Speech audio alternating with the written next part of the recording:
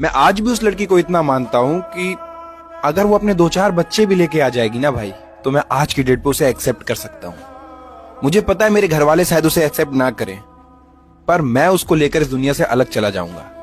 अपने माँ बाप से भी अलग जाने का दम रखता हूं। हाँ, क्योंकि मैं उस लड़की के लिए कुछ भी कर सकता हूं।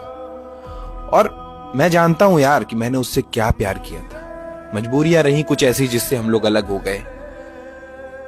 क्यों अलग हुए थे उसका रीजन आज भी मुझे नहीं पता, और इस बात पे मैं विश्वास नहीं करता जो बात उसने मुझे लास्ट टाइम पे बताई थी।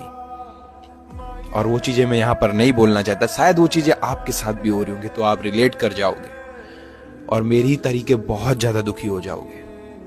दोस्त, इतना ही कहना चाहता हूं, अगर तुम भी ऐसे कोई प्यार में हो ना, तो आज ही हट जाओ। जहां पर तुम्हारी शादी की संभावनाएं ना बन पाए, उस प्यार में आगे मत बढ़ना दोस्त। बहुत परेशान होगे, बहुत तड़पोगे और कोई नहीं होगा तुम्हारे साथ। लास्ट में एंड द एंड आप ही होगे।